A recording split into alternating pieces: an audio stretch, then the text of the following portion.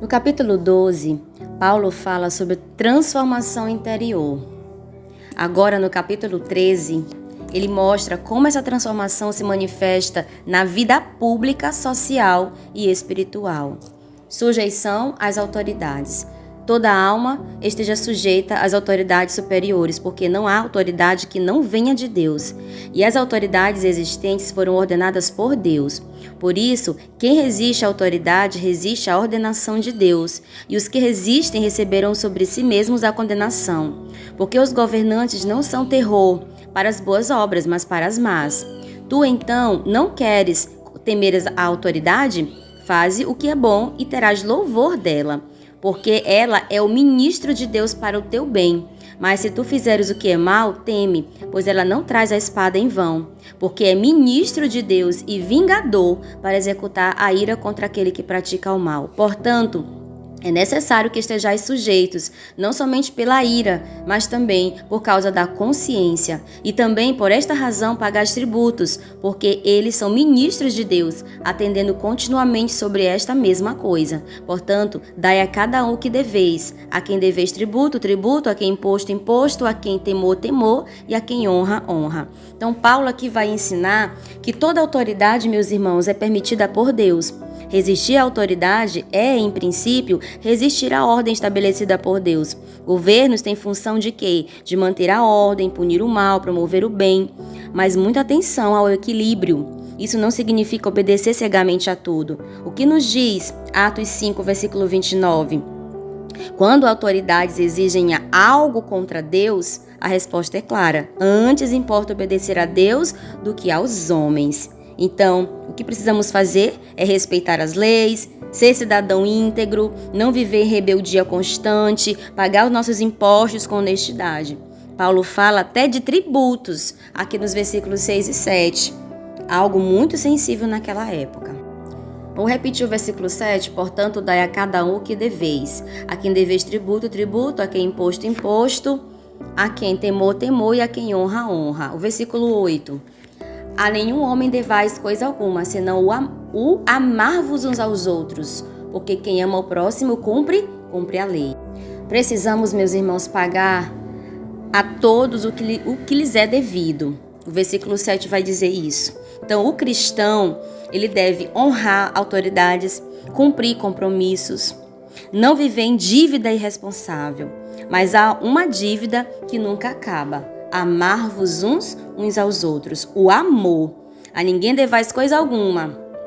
A nenhum homem devais coisa alguma, senão o amar-vos uns aos outros.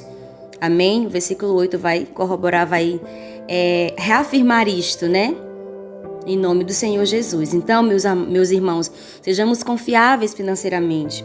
Não vamos acumular dívidas desnecessárias, mas nunca venhamos quitar a nossa responsabilidade de amar, tá? O amor cobre multidão de pecados.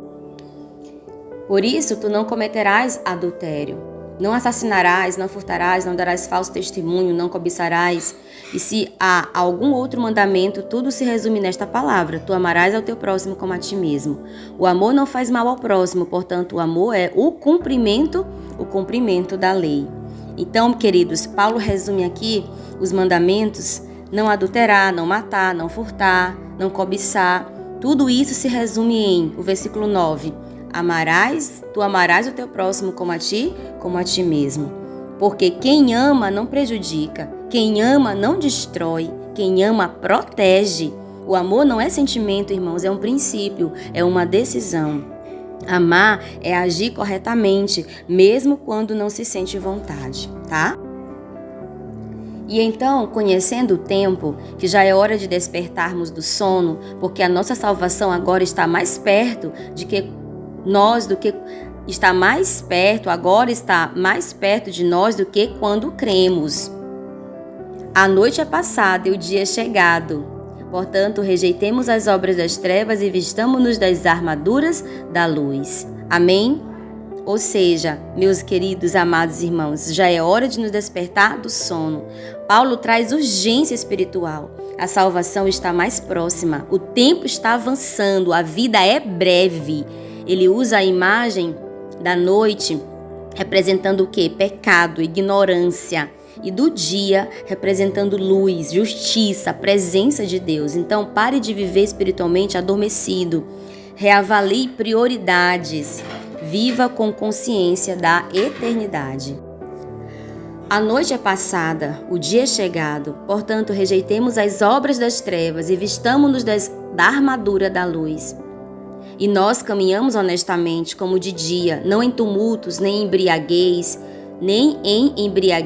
nem em orgias, nem em devassidão, nem em contendas e inveja. Forte, né? Lista de práticas condenadas: orgias, bebedeiras, imoralidade sexual, dissolução, contendas, inveja. Essas atitudes, meus irmãos, são incompatíveis com a nova vida em Cristo. Não é só evitar pecado visível, é também abandonar atitudes internas, como por exemplo a inveja, a rivalidade. Em nome do Senhor Jesus, venhamos vencer pelo poder de Deus. E para concluir o versículo 14, mas revestivos do Senhor Jesus Cristo e não façam provisão para a carne para cumprir suas cobiças. Revestivos do Senhor Jesus Cristo. O que significa isso, irmãos? Assumir o caráter de Cristo, pensar como Cristo, agir como Cristo. E Paulo completa: não deis lugar à carne, né? Não façam provisão para a carne. Como é forte. Ou seja, não alimente desejos pecaminosos, corte o mal pela raiz, pelo poder de Deus. Vigie pensamentos, evite ambientes que te enfraqueçam. Escolha diariamente viver como Cristo viveu, pelo poder do Espírito Santo de Deus. Fazendo aqui um resumo poderoso de Romanos 13, aqui o apóstolo nos chama para o quê? Respeitar as autoridades. Viver com integridade, amar como princípio de vida, ter consciência do tempo espiritual porque Jesus está voltando, rejeitar o pecado e viver revestido de Cristo, da justiça de Cristo, porque a nossa não vale nada, irmãos. Então vamos pelo poder de Deus alcançar esse patamar, esse padrão em Cristo Jesus. Amém? Vamos orar? Senhor Deus Todo-Poderoso, hoje, Senhor, nós nos colocamos diante de Ti com o nosso coração sensível à Tua voz. Nos ensina, Senhor, a viver de forma digna da Tua palavra. Nos dá humildade para respeitar as autoridades, sabedoria para nunca negociar a nossa fidelidade a Ti, Senhor. Arranca de nós todo espírito de rebeldia, toda desordem, toda negligência nas nossas responsabilidades, Senhor. Nos ensina a amar de verdade, não apenas com palavras, mas com atitudes. Que o amor venha a ser a marca das nossas vidas. Venha despertar-nos, Pai, do sono espiritual. Não queremos viver distraídos. Não queremos perder o tempo que o Senhor nos deu. Revela tudo aquilo que ainda pertence às trevas dentro de nós, Pai, e nos dá forças no Senhor para abandonar completamente. Senhor Jesus, nós escolhemos hoje nos revestir de Ti, que os Teus pensamentos sejam os nossos, que as nossas atitudes reflitam Teu caráter, que a nossa vida seja um testemunho vivo da Tua presença, Senhor. Nos guarda contra os desejos da carne, fortalece o nosso espírito e nos conduz em santidade. Te pedimos pelo poder de Deus, em nome de Jesus. Amém, amém e amém.